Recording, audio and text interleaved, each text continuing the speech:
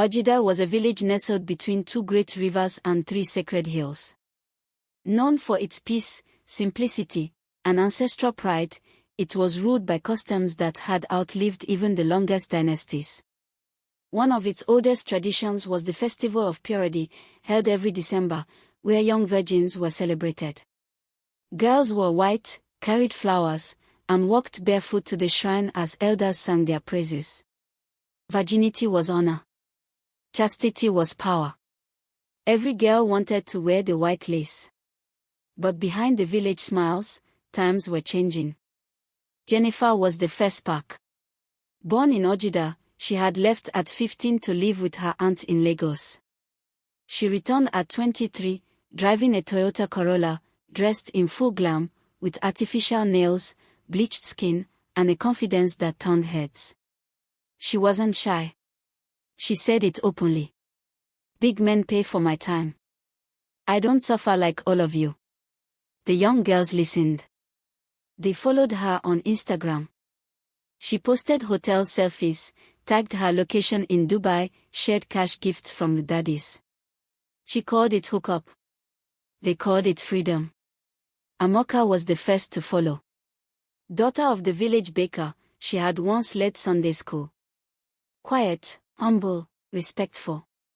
But poverty whispered louder than prayers. Her father fell sick. Her mother lost her job. Jennifer offered to reconnect her. Just one weekend in Asaba. You'll come back with more money than your father's shop made in a year. Amoka left. She returned glowing. Wigs. Phone. Clothes. Lip gloss. Her work changed. Her friends noticed. Then Chinya joined her. Then Ngozi. Then Adesawa. Within months, most of the teenage girls had crossed over. The elders gathered, waiting for the procession.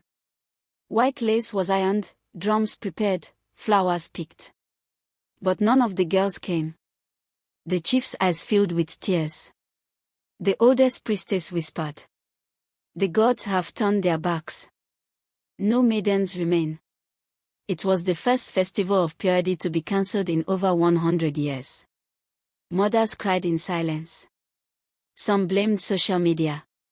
Others blamed Jennifer. Some blamed God. But the truth was harder, the girls were chasing survival. Not all were greedy. Some needed money for school. Some were escaping abuse. Some were just tired of waiting for change. No one was guiding them anymore. The culture had rules, but no answers. Hookup became a business. Girls formed cliques. They stopped hiding. The village center became a runway. Their phones buzzed with alerts from clients, agents, and sugar daddies. They spoke in codes. Moved in Ubers. Some traveled to cities every weekend. Girls as young as 14 were learning the game. The village boys felt useless. Rejected. Angry. Some formed gangs. Others tried to beat sense into the girls. But fist couldn't fight poverty. The girls were addicted, not just to money, but to the power they had never known. Then the consequences came. Amoka returned one night bruised, silent. Chinya got pregnant. The man vanished. Ngozi was caught in a hotel raid and her name went viral. Her father died of shame. Some girls came back sick. Some came back suicidal. And Jennifer. Her private photos were leaked online. Her Lagos apartment was seized by EFCC. She ran away. No one knew where she went. Adeabi returned to Ogida around this time. She, too, had left years ago, but to study medicine. She came back not with glamour, but with wisdom. She didn't judge. She listened. She created a space called Ogida Daughters Rise, a support center for the girls. She taught sewing, makeup, digital skills, and entrepreneurship. She brought counselors and health workers. She said, "You don't have to hide. You can heal. Your story is not over." Some girls laughed at first, but a few stayed. Then more joined. Healing began slowly. The elders, once angry, now sat quietly. The chief called a meeting. He said, "Virginity is good, but dignity is better. Let us not worship lace and forget lives." That year, the village launched the Festival of Worth, celebrating every girl who chose to grow, rise, and heal. 3 girls were white. But this time, it wasn't about their bodies.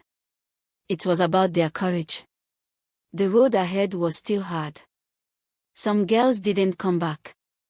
Some still did hook up in secret. Some were never the same again. But the conversation had begun. Mothers were now talking to their daughters. Schools began to teach consent and self-worth.